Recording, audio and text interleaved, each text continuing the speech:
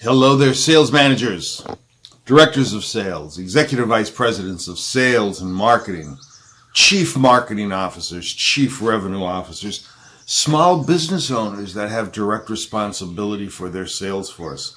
Bill Shaka here. Welcome to another edition of Crush Your Company's Quota. What I would like to talk about today is coaching through the sales cycle. Now, here's what I mean by that. I have dealt with a lot of sales managers that also coached their salespeople. I'm starting to see a dichotomization occur. I'm starting to see companies actually put sales coaches in place that do not have a bottom line responsibility, I should say top line responsibility for driving revenue. Their job is simply to work with the salespeople and make them better. That's cool. A lot of organizations don't do that, especially if you're in small business. You're not going to hire a sales manager and a sales coach. Hell, you might not hire either one because you're that small that you need to do it all. When I talk about coaching through the sales cycle, too many coaches that have other responsibilities, like they have their sales management hat on or they have their small business owner hat on. Too many individuals think that coaching is a homogeneous process, that you bring the salesperson in and say, hey, let's talk, let's figure this out, let's get you up to plan, or great job on plan, what did you do right, what are you going to keep doing, etc., etc. That does work, but I don't think that holistic approach to coaching is the best solution. Now, this is going to take a little work on your part, but I also think that the work is worth it. First of all, do you know your sales cycle? Pre-prospecting, prospecting, approaching the client, making the initial call, and so forth, and doing whatever is necessary. I don't know how, I don't know you. I don't know how long your sales cycle is. I worked with a company recently that made specialty colors for the plastics industry. Their sales cycle was 3 years. Wow. So consequently, they had to produce samples, etc., and then change colors by a little bit and do different things. So the end result was every time they had a sales call, it more than likely led to something besides signing a contract. That's okay. Do you know your sales cycle?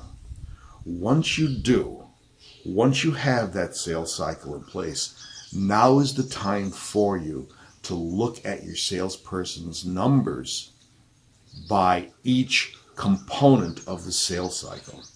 So, consequently, if your salesperson is making 100 cold calls a day, just picking up the phone, smiling and dialing 100 calls, which is a fantastic number, but they're only getting 3 contacts, 3%. You may want to coach them into where they are getting that list from. Okay, maybe they are calling the wrong people. If your salesperson is that reticent about making calls, maybe they're calling people that they know aren't in the office now, so they don't have to talk to them.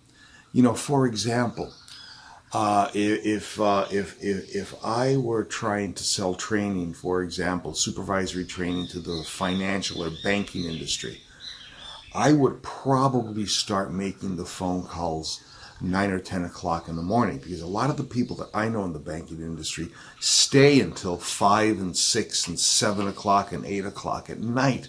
So they don't tend to get to the office early. That's when they're getting the oil changed in their car. That's when they're doing some shopping. That's when they're spending little family time, like taking their kids to school, etc.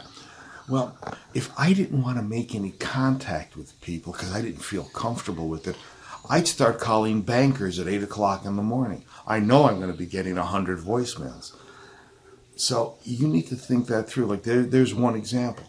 Another example is if you can look at the number of contacts that your salespeople are making during the cold calling process.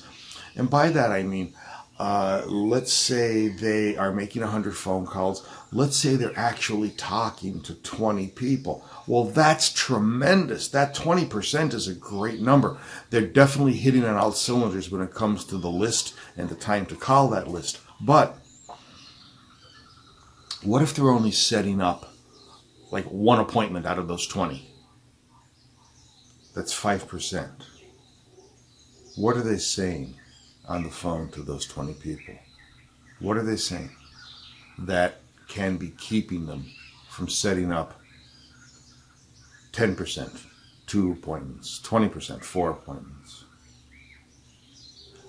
So you have the opportunity to coach your people, not from a homogeneous standpoint, but from a segmented standpoint.